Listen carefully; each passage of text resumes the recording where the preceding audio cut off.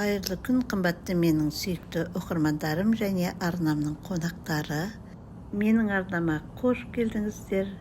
Менің бүгінгі түсірілімім әсем қала Алматыдан болмақшы. Бүгінгі Алматы қаласының көрінісі таңғы сағат 10. Алматыда қызу тіршілік басталып кеткен.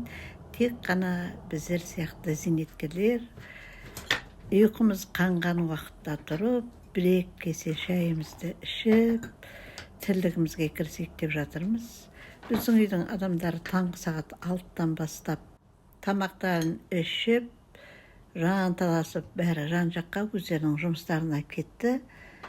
Тек мен ғана ұйқымды қандырып, бір-екі кесе шайымды ішіп жатырмын. Негізінде айтады ғой, зейнеткер қай уақытта тұрса, сол уақытта таң атады дейді. Менің таңым енді атып жатыр.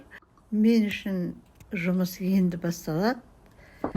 Енді кешке балалар келген уақытта енді не пісірем деген менде уайым сол.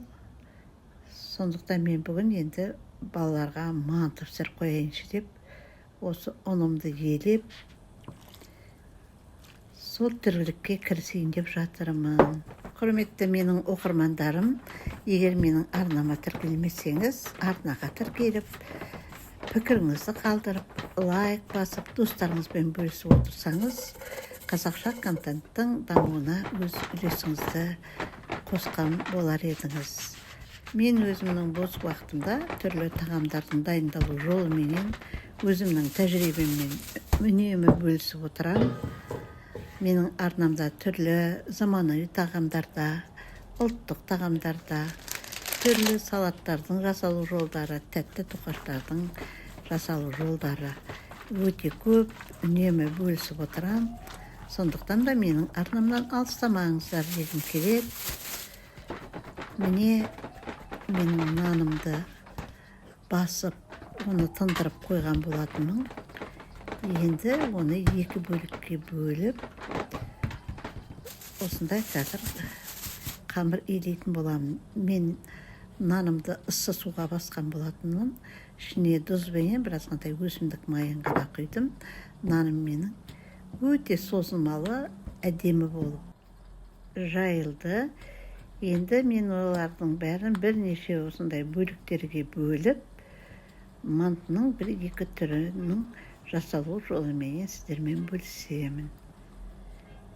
Енді нанның жіңішке жерлерінде жалғап жасай беруге болады. Мен фарштарымды бөліп салып жатырмын. Енді мантының осындай түрлерімен бөліскім келіп отыр. Әрине мантының түйілу жолын қазір барлығы да білет, ол жаңалық емес. Дегенмен де мен енді бүгін бір осындай гүл түрімен бөліскім келіп отыр. Ол үшін әдеттегідей 4 жағының бәрін біріктіріп аламыз да, содан кейін тағы да екі жағынан және көлденеңнен екі жағынан тағы да осындай алып біріктіргенде бізде осындай гүл манты шығады. Мен мантыларым жасап болдым. Енді бір қайнатып қойып қоям, соңыра балалар келгенде жалғастырып пісіретін болам. Енді мен таза ауамен жүріп келейін деп көшеде жүрім. Негізінде жүрек қан тамыр ауруларының алдын алу үшін ең кемінде 30 минут жаяу жүру керек таза ауада. Сол бағытта біразғандай бір таза ауа жұтып келейін деп көшеге шықтым. Міне Алматының тынымсыз өмірі. Мен Достық плазаға да келіп қалған екем. Мен осы Достық плазаға келгенде ең бірінші Уайкикиға кірем. Өте жақсы көрем. Мұнда барлық товарлар өте арзан, қолжетімді, сапалы болады. Сондықтан да осы киімдерімнің көбін осы Уайкикиден алам.